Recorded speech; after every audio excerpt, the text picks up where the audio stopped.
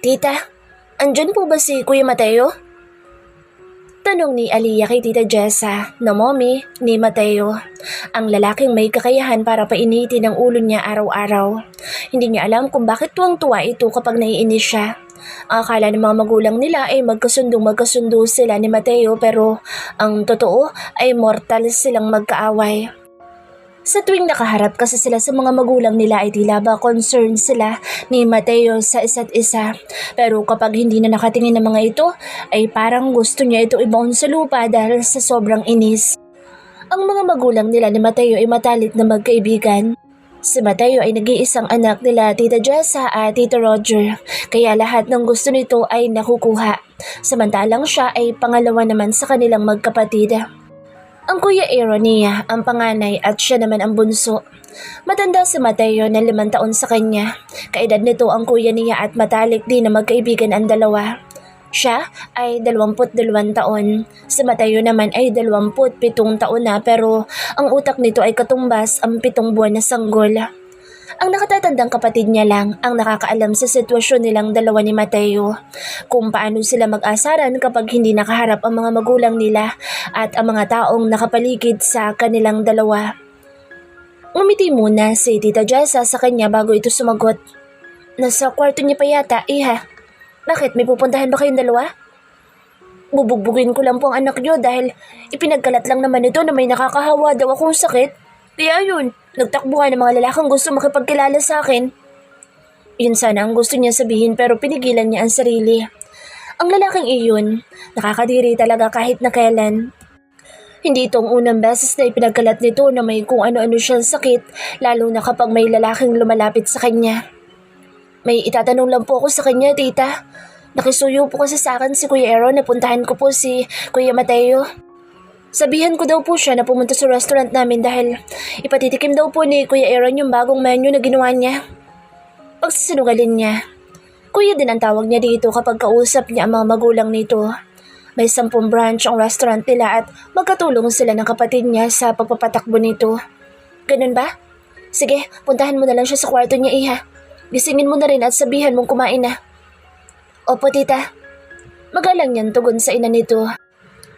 Si Mateo Santillan ay CEO ng Santillan Cars Incorporated. Ito ang negosyo ng pamilya ng mga ito dahil mahilig sa sasakyan ang daddy nito na naman ni Mateo. Gwapo sana ang lalaking iyon kaya nga lang demonyo ang pag-uugali nito. Kung ang kuya niya ay hands-on sa pagpapatakbo ng sarili nilang restaurant, si Mateo naman ay iba. Papasok lang kasi ang lalaki sa sarili nitong kumpanya kung kailan nito gusto. Pero kahit ganoon ay lalong namayagpag ang negosyo ng mga Santillan kahit na nga may pagkatamad ang nagpapatakbo nito. Malakas kasi ang abilidad ni Mateo, kaya siguro ganoon. Ngiti pa lang nito makalaglag panty na. Pero ang ngiti nito ay iba ang dulot sa kanya. Hindi kilig, kundi kaguluhan. Kagaya ng sinabi ni Tita Jessa ay pumasok na siya sa loob ng kwarto ni Mateo para bigwasan ito. Wala siyang pakialam kahit mahimbing pa ang tulog ng lalaking iyon. Maingat niya binuksan ang pintuan nito na animoy magnanakaw. Hinanap niya ang lalaki sa loob ng silid nito pero hindi niya ito mahagilap. Sayang, bugbog sarado na sana ang lalaking yun kung naabutan ko siyang tulog. Usal niya na tila ba punong-puno siya ng panghihinayang. Umupo siya sa kama nito at yun ang pinagsuntok niya. Bigla siyang napaayos ng upo nang marinig niyang bumukas ang pinto ng bathroom at iniluwan noon si Mateo na bagong paligo. Pinupunasan nito ng tuwali ang basang buhok nito at tanging underwear lang ang saplot nito. Wala sa sariling napahawak siya sa magkabilang pisngan niya. Ang mga gusto niyang sabihin dito kanina ay bigla na lang naglaho dahil sa nakikita niyang tanawin.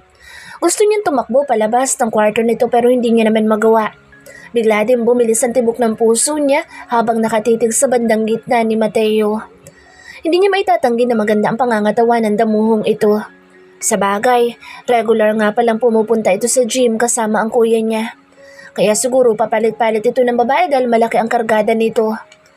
Mariin niyang ipinilig ang kanyang ulo dahil kung ano-anong kalaswaan ang pumasok sa isip niya. Hindi niya kailangang purihin ang lalaki dahil kaaway niya ito. What are you doing here in my room? Aliyah? Tanong nito sa kanya habang nakangisi. Ngisi pa lang nito, nakakainis na. Para bugbugin ka. Tumaas ang kilay nito. Bugbugin sa hirap? o bugbugin sa sarap. Umupo ito sa tabi niya at hindi man lang nag-abalang magbihis muna ng damit at short. Alam ko naman na matagal ka nang may pagtingin sa akin, Aliyah. Siguro kaya ka pumunta rito para ibigay ang sarili mo, no? Napakurap-kurap siya dahil sa mga sinabi nito. Saan kaya ito kumukuha ng kapal na mukha para sabihin ng mga iyon sa kanya? Sobrang kapal naman yata ng mukha mo, Mateo. Mas gugustuhin ko pang patulan na lang sa Berting kaysa ikaw, ang patulan ko. Nakaerap niyang sabi rito. Nawala ang ngisi nito. Sinong Berting? Yung lalaki nagpapadala sa akin ng bulaklak araw-araw. Yung regular customer namin sa restaurant. Hindi siya kagwapuhan pero may pagmamalaki ko dahil down to earth siya at hindi kagaya mo na hambog. Gawa-gawa lang naman niya mga sinabi niya dahil wala naman talagang lumalapit sa kanya na ganoon ang pangalan. Gago kasi ito kung makabantay sa kanya eh. Berting ha? Gagawin kong walas tingting ang lalaking yun sa harapan mo, Aliyah. Dudurugin ko ang pagmumukha noon at gagawin kong pamunas ng mga sasakyan ko. Seryoso nitong wika sa kanya. Ikaw ko yung bugbugin ko.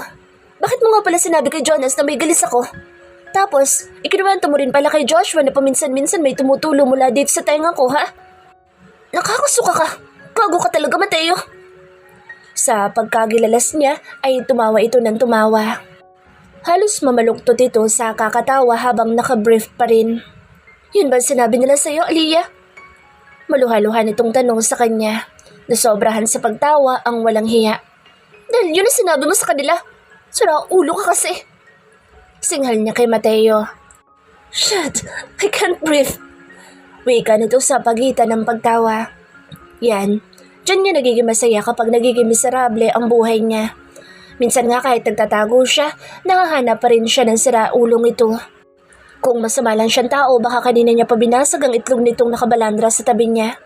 Ganyan talaga lalaking to sa tuwing kinukompronta niya ito sa mga sinasabi nitong kabaliwan. Ano pa mga sinabi nila sa'yo, Aliyah? You tell me, ano pa ba mga kagagawa ng mga pinagsabi mo sa kanila? Ha, Mateo? Umiling-iling ito. Wala ko sinabi sa kanila na may tumutulong mula sa tenga mo, Aliyah. Kadiri naman sila. Nagmamaang-maangan ka pa? Sa susunod na gumawa ka pa ng kwento, wanda ka talaga sa akin. Anya na may kasamang pagbabanta. Lumapit ito sa kanya kaya halos maduling siya. At anong gagawin mo sa akin, Aber? Bagya siyang napaatras dahil sa ginawa nito. Ano nga bang gagawin niya rito? Ipabubugbog kita kay Berting. Berting may ass. Saan nakatira lalaki yan? Sa Amerika. You're lying.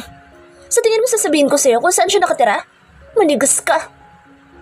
Sigurado siya magtatanong-tanong ito para lang mahanap si Berting na hindi naman nag-exist sa mundo para sabihang layuan siya.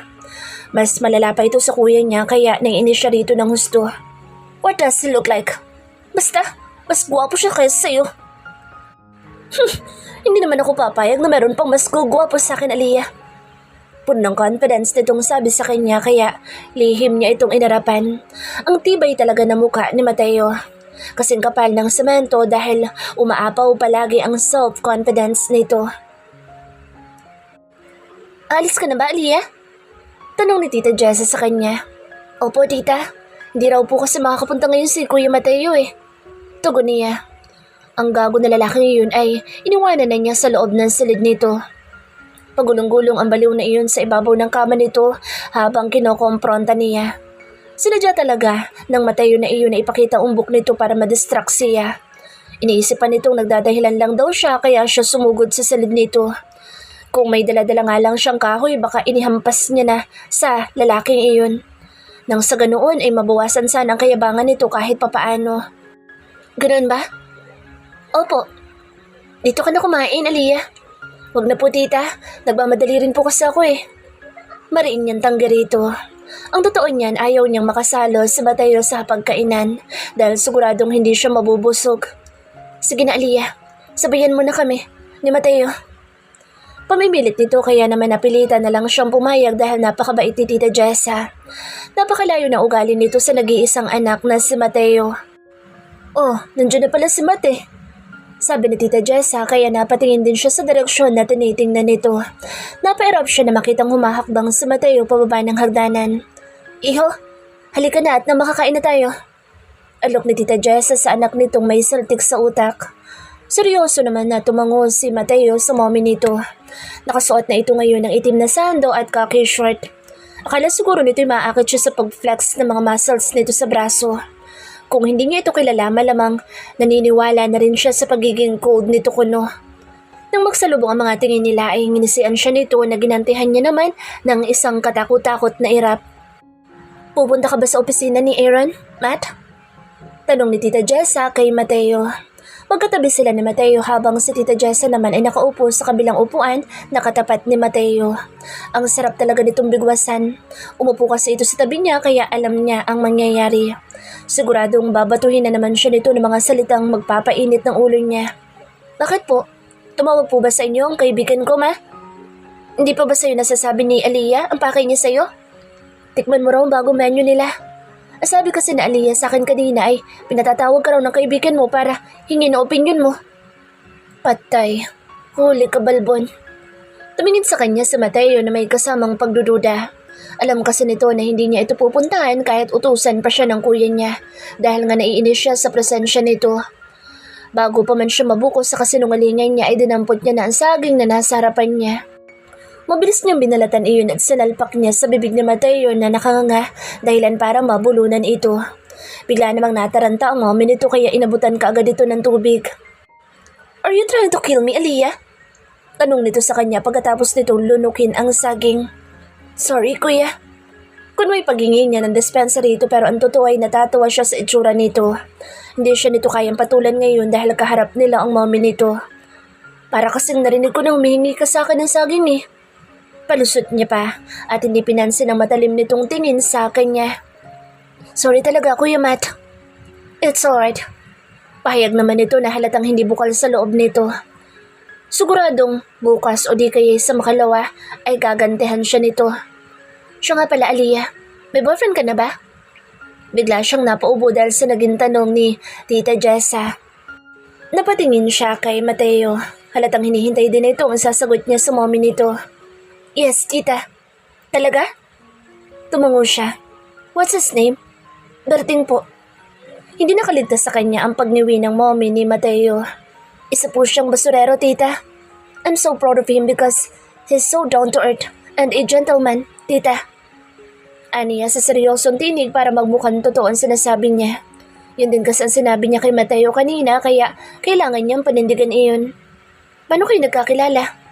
Nung araw na tinapon mo yung basura niyo? Sabat ni Mateo pero hindi niya pinansin ang naging tanong nito. Love at first sight ba? Anong nangyari, iha? Tanong ulit ni Tita Jessa sa kanya. Hindi niya akalain na magiging interesado ang mommy ni Mateo sa love life niya. Parang gano'n na nga po, tita. I want to meet him tomorrow, iha. Bigla siyang nakaramdam ng kaba. Saan siya maghahanap ng taong Berting ang pangalan?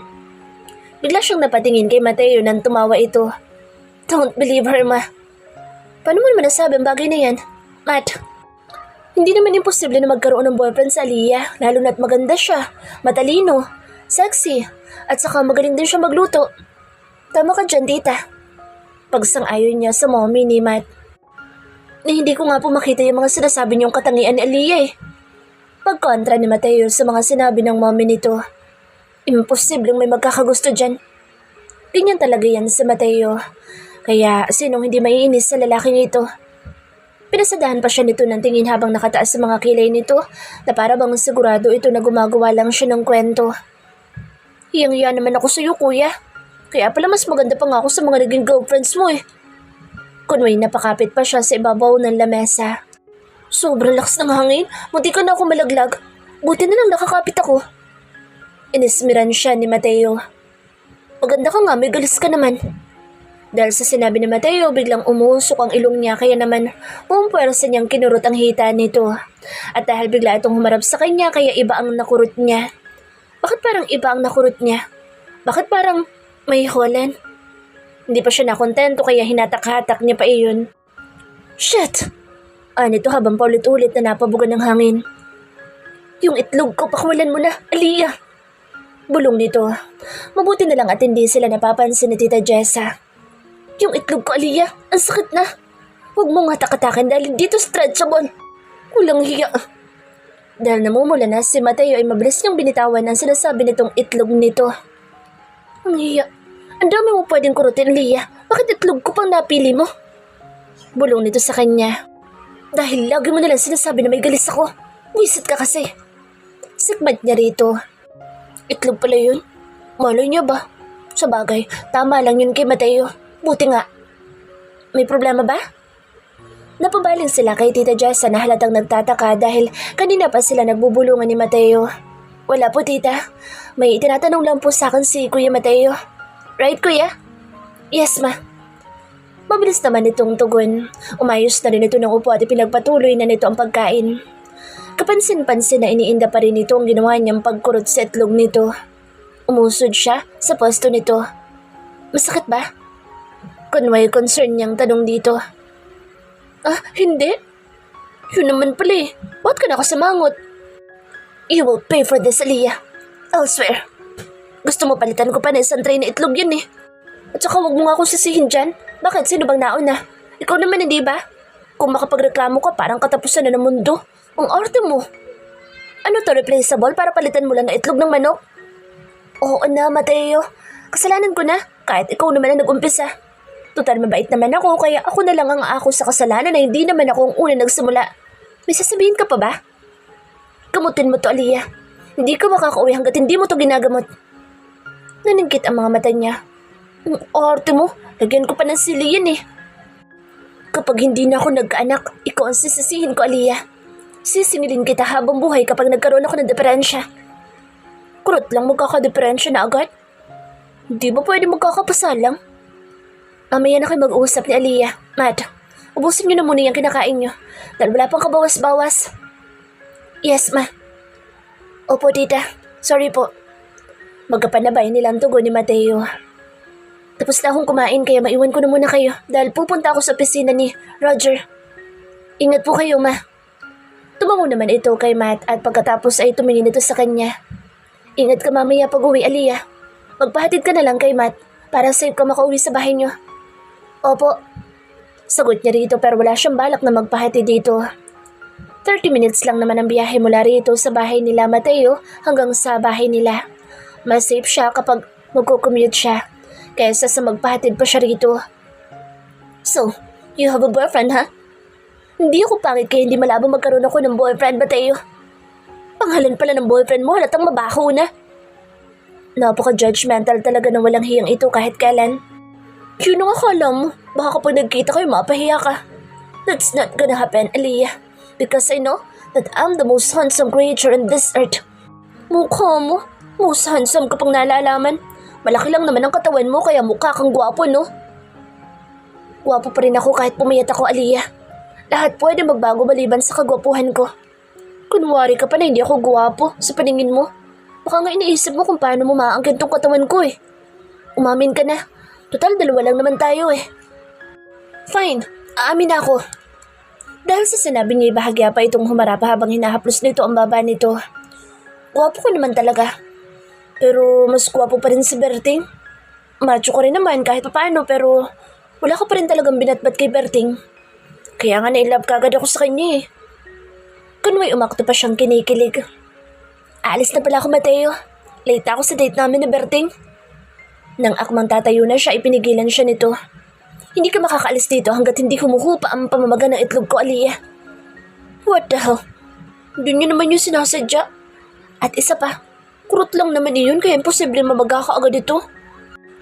Bumuka ka na para matapos na. Utos ni Aliyah kay Mateo. Ayaw kasi siya nitong paalisin dahil kailangan niya raw munang gamutin ang itlog nitong namamaga dahil kinurot niya ito kanina. Nalak pa talaga nito ang pintuan kaya hindi talaga siya makakalabas. Bakit may hawak ang kutsilyo, Aliyah? Naintakutan nitong tanong sa kanya nung ilabas niya ang kutsilyo na itinago niya mula sa tagiliran niya. Bago kasi siya sumunod kay Mateo sa kwarto nito kanina, ay pasimple muna siyang kumuha ng kutsilyo sa kusina. Alam niya kasi na kapag silang dalawa na lang ay sinasapian na ito ng mga masasamang espiritu. Lahat ng kabaliwan nito ay kusang lumalabas kapag silang dalawa na lang ang magkasama.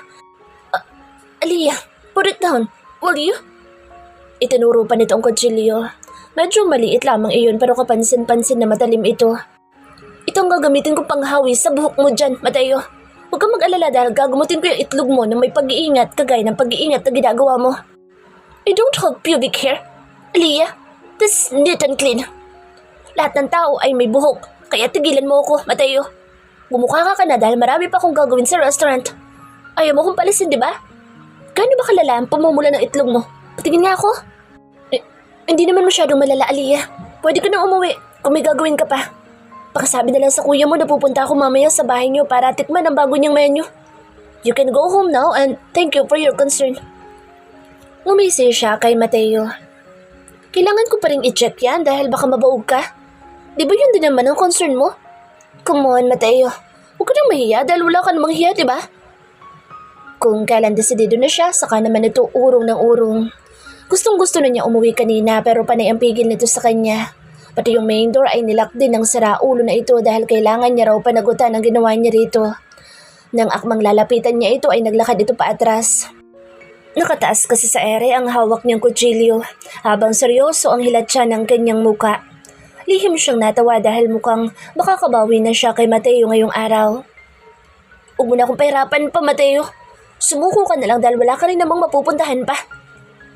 Palingalinga pa ang saraulo sa paligid ng kwarto nito kaya naman napairap siya sa kawalan. Kung pinayagan na sana siya nito kanina na makauwi, hindi sana sila hahantong sa ganitong sitwasyon. Total naman marami na itong kasalanan sa kanya kaya oras na siguro para makabawi dito.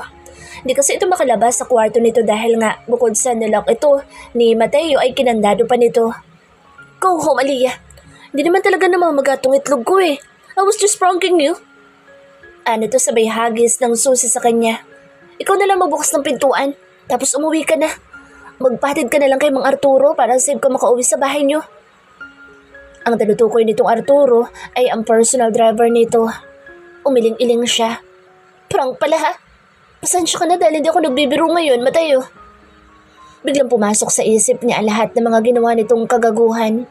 Hindi niya maintindihan kung bakit paborito siya nitong asarin. Kahit gaano pa kaganda ang mood niya kapag nakita niya si Mateo ay automatikong nasisira ang araw niya. Ipinanganak naman itong normal ni Tita Jessa pero kung umakto ito, daig pa nito ang may sakit sa pag-iisip. Hindi naman niya masabing may pinagdadaanan ng gagong ito para busitin siya araw-araw. Sadyang talent na talaga nito ang buskahin siya. Kaya sa araw-araw na pamumuhay niya, para na din siyang may kakambal na kamalasan.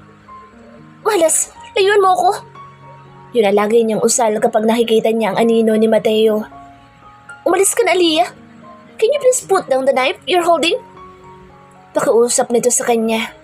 Magaling gumawa ng kwento ang baliw na ito kaya it's time for her to shine now. You know what, Mateo? These past few days, I have been so depressed because you always bully me. Pagdadrama niya. Siguro, oras na para tapusin ko ng buhay mo para maging masaya na ako. Hindi naman siguro mahalata nila tita na ako ang may gawa kapag napahamak ka ngayon, hindi ba? Sa tingin ko naman wala din naman masyado maghahanap sa iyo eh. What do you think?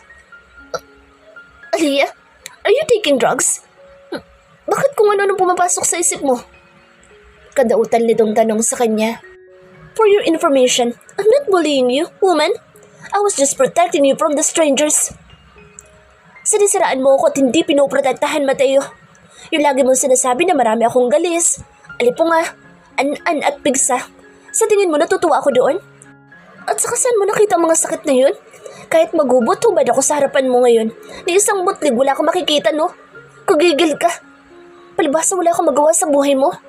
Sana sinabi mo na rin sa kanila na mangkukulam ako at saka manananggal. Nilubos-lubos mo na sana, Mateo. Umismi dito. Fine. I'm sorry. I promise that I will never say that to all your suitors. Halatang hindi ito seryoso.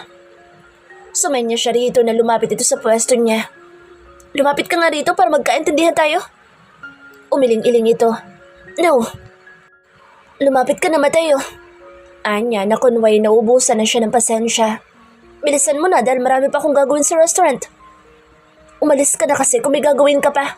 Balikan mo na lang ako kapag wala ka nang gagawin. Di naman ako alis ngayon eh. Bakit ko naman gagawin yun? Para bigyan ka ng chance na makatakas? No.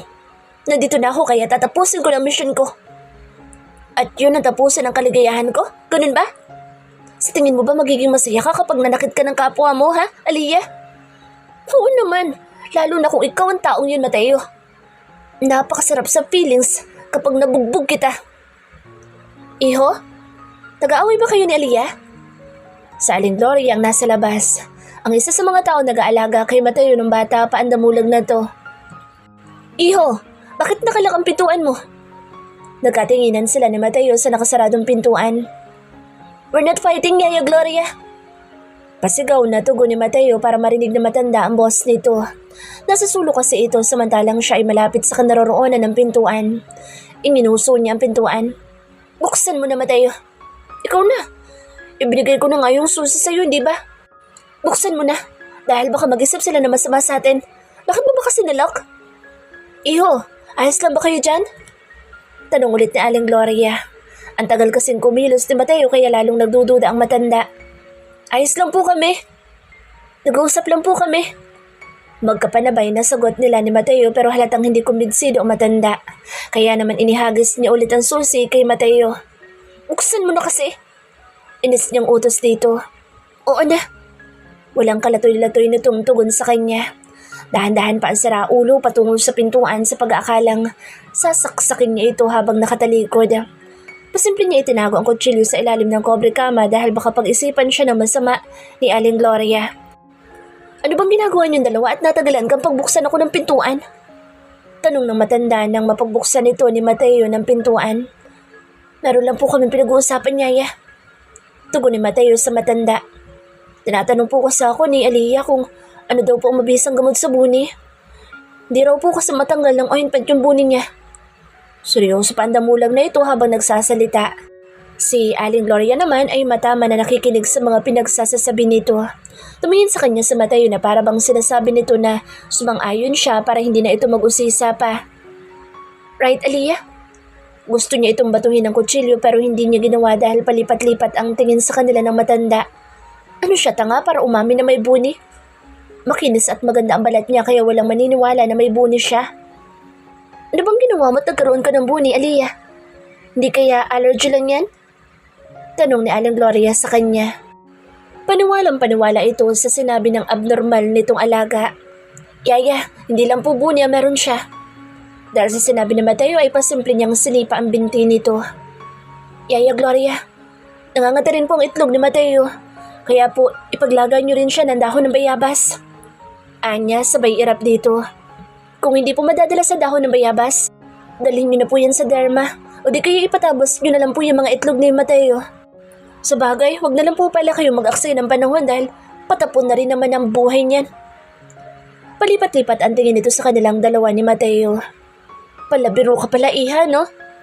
Anong palabiro? Seryoso kaya siya? Gusto niyang mawala si Mateo sa landas niya at yun lang ang tanging paraan para mawala ito. Yaya, minsan po ba sa buhay niyo meron po kayong nakaaway? Tanong niya sa yaya ni Mateo. Wala naman. Kahit po ba minsan wala kayong nakaaway? Kahit isang beses man lang? Pangungulit niya pa. Wala naman. Pinagpala po pala kayo. Samantalang ako, kaakibat ko na yata ang kamalasan.